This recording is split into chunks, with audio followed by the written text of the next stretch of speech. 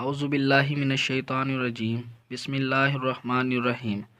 अस्सलामुअलैकुम।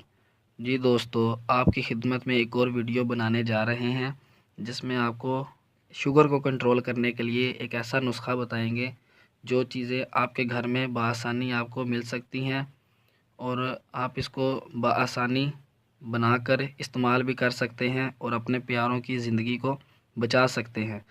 जिन दोस्तों ने हमारा चैनल सब्सक्राइब किया है उनके लिए बहुत बहुत शुक्रिया, और नए आने वाले दोस्तों से गुजारिश है कि हमारे इस चैनल को सब्सक्राइब करें और बेल आइकन को प्रेस कर दें ताकि हमारी हर वीडियो उन तक बआसानी पहुंच सके और वो इस वीडियो से, इस नुस्खों से फ़ायदा हासिल कर सकें। दोस्तों, जैसे कि आप जानते हैं कि शुगर एक लाइलाज मर्ज़ बन चुका है और लोग इसको कंट्रोल करने के बहुत सारे अनोखे नुस्खे पेश करते हैं जो बहुत ज़्यादा कीमत के भी होते हैं और साइड इफ़ेक्ट भी उनका बहुत ज़्यादा होता है। दीमक की तरह चाट कर खा जाने वाला ये ऐसा मर्ज़ बन चुका है जो इंसान को बेबस कर देता है और चिड़चिड़ापन इंसान के अंदर आ जाता है।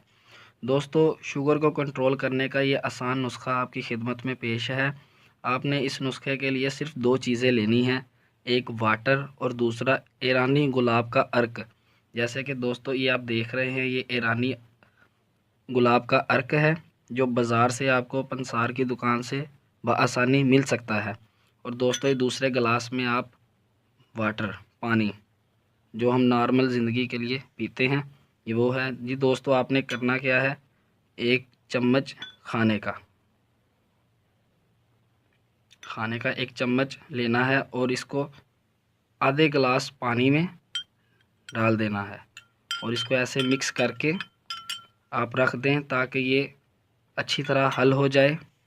और इसको निहार मुँह आपने रोज़ाना 15 से 20 दिन के लिए पीना है।